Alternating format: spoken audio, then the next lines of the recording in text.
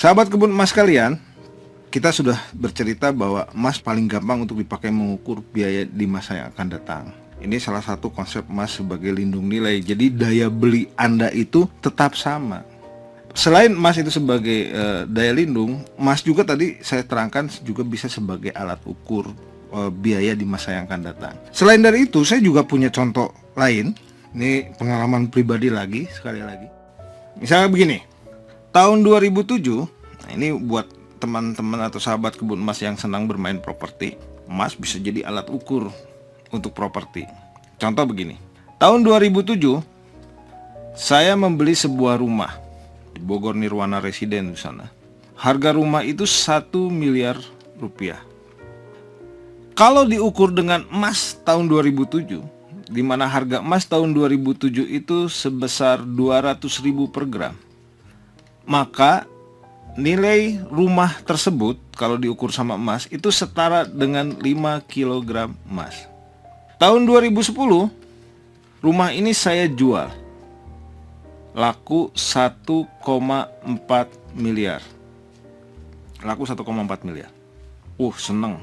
Rumah baru 3 tahun saya jual udah untung 400 juta. Ya kan? Jangan senang dulu ya. Ukur lagi tuh sama emas. Mampu nggak 1,4 itu membeli 5 kg lagi emas? Wah, di situ baru saya mikir ternyata saya salah. Karena saat itu uang 1,4 miliar hanya bisa memberi 4,7 kg emas. Artinya apa? Artinya saya rugi. Kemurahan itu jual rumah. Jadi emas bisa dipakai untuk alat ukur ketika Anda membeli dan menjual properti. Ukur sama emas, berapa kilogram emas ketika Anda membeli properti tersebut. Dan ketika Anda menjualnya, Anda minimal harus dapat jumlah emas yang sama. Karena emas alat ukur yang sebenarnya. Kalau Anda tidak bisa membeli jumlah emas yang sama, berarti sebetulnya Anda salah menjual properti itu. Rugi. Harusnya minimal sama, harusnya lebih. Itu baru untung. Ya, jadi jangan kepancing sama nilai uangnya yang bertambah, belum tentu. Nah, ingat cerita yang tentang deposito tadi. Ya. Dan saya paling sedih kalau cerita ini. Kenapa? Karena tahun 2007 ternyata kita bisa membeli 5 kg emas dengan uang 1 miliar. Hari ini tahun 2012 bulan September, 1 miliar 2 kilo saja tidak nyampe. Nah, luar biasa sekali sahabat kebun emas kalian. Nah, coba saya ingat tahun 90 ketika saya pertama kali bekerja, gaji saya itu 1 juta dan sangat cukup gaji 1 juta tahun 90. Saya tinggal di Setiabudi, kos Jakarta, nyaman lah hidup 1 juta, bisa pulang ke Bandung, ketemu orang tua, bisa ngasih orang tua, bisa nongkrong di Hard Rock gitu ya. Ya, 2 minggu sekali bisa pulang. Dengan uang atau gaji 1 juta tahun 90. Kalau diukur sama emas, harga emas tahun 90 itu 23.000 per gram. Uang 1 juta itu setara dengan 43 gram emas. Nah, jadi kalau tahun 2012 ini pengen kerja dengan gaji yang nyaman, ya ukur saja 43 gram emas itu sekarang setara dengan kurang lebih 23-24 juta per bulan, baru nyaman. Coba ukur, Anda pertama kali kerja dapat gaji berapa, ukur sama emas saat pertama kali kerja. Terus gaji Anda naik sekarang, ukur lagi sama emas. Bisa membeli emas yang sama nggak? Kalau tidak bisa, berarti sebetulnya Anda nggak naik gaji, daya beli Anda berkurang. Ya, jadi kalau mau protes sama bos karena naik gaji, ukur sama emas. Itu yang paling benar.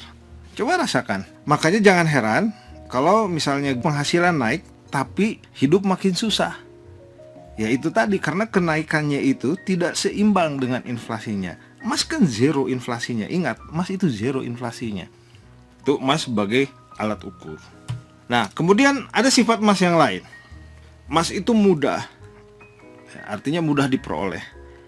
Anda mau beli dimanapun, mau beli di Bandung, jual di Medan, mau beli di Medan, jual di Jakarta, mau beli di Jakarta, jual di Surabaya, mau beli di Bali, jual di Amerika, sama.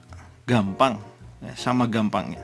Jadi emas itu mudah diperoleh, ya, mudah dibawa. Anda punya uang 1 miliar, 2 miliar, mungkin satu ransel, tapi Anda punya emas 3 kilo, masuk tuh ke saku celana.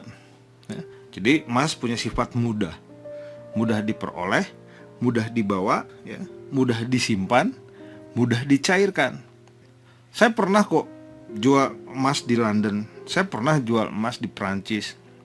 Ya, jadi kalau saya ke luar negeri saya suka bawa 2 atau 3 batang itu, istri saya pegang 1 batang, saya pegang 2 batang yang 25 graman di dompet. Ini saya sudah merasakan emas sebagai universal currency. Saya bawa emas ke Eropa waktu itu perjalanan ke Eropa. Kebetulan di Prancis butuh uang, saya jual nih emas di Prancis, bisa di harga saat itu. Saya pernah jual juga di London karena pengen tukar beli emas yang produksi sana. Bisa dihargai dengan harga emas saat itu. Ini luar biasa sekali. Jadi emas itu mudah diperoleh, mudah dibawa, mudah disimpan, mudah dicairkan, mudah hilang, mudah dicuri. Nah, itu kelemahannya.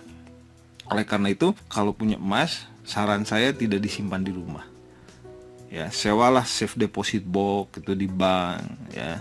Anda ada pertanyaan, emang aman Pak safe deposit box? Kan banyak juga safe deposit box yang dicuri. Ya, tapi itu kan persentasinya kecil sekali. Kalau saya simple mikirnya, dibandingkan dengan saya taruh di rumah, ada resikonya.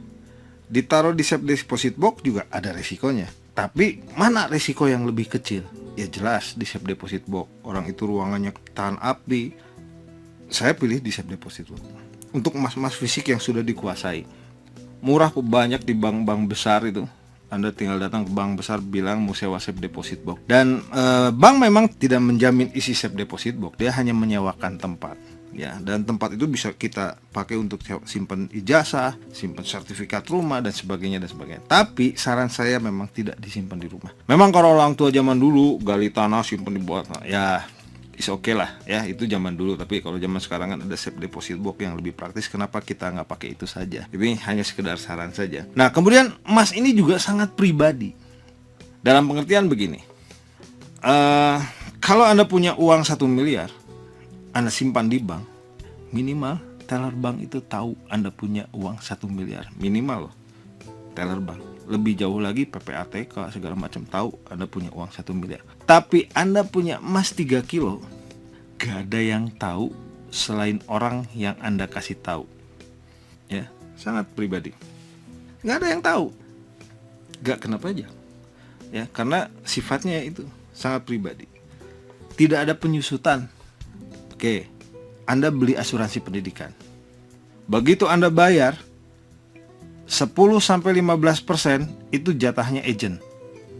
Kok tahu Pak Ruli? Orang saya pernah jadi agent asuransi gitu. Jadi belum apa-apa, investasi Anda itu sudah hilang 10-15%.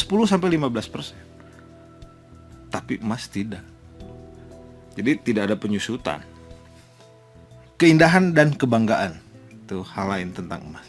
Wah, Anda pegang emas tuh bangga gitu. Senang, pasti. Dan saran saya, nah, kalau Anda punya uang lebih, saran saya cobalah mulai beli emas. Ya jangan gede-gede lah, maksimum 25 gram. Punya 1, simpen di dompet. Kalau saya pegang, selalu pegang di dompet 1 batang. Kenapa? Karena luar biasa sekali ya. Kalau lagi pagi, sarapan pagi gitu, buka dompet, emasnya dilihat, seneng banget hati. Jadi ada sebuah motivasi luar biasa dalam diri kita. Pak nanti hilang, ya kalau hilang, kalau saya tidak takut hilang ya, artinya begini, kalau kita kehilangan itu karena kita ada yang kurang dalam tanda petik ya, zakat gitu. Kalau kita nggak kurang nggak bakalan kehilangan, itu udah hukum alam, ya kan? Kalau udah mulai hilang, ditipu orang, ya udah tinggal mikir aja, ada sesuatu yang kurang dari diri kita. Nah, tapi yang jelas, saya suka nyimpen di dompet. Terus kalau pagi sarapan suka saya liatin, enak banget. Ada rasa emosi yang luar biasa dalam diri kita.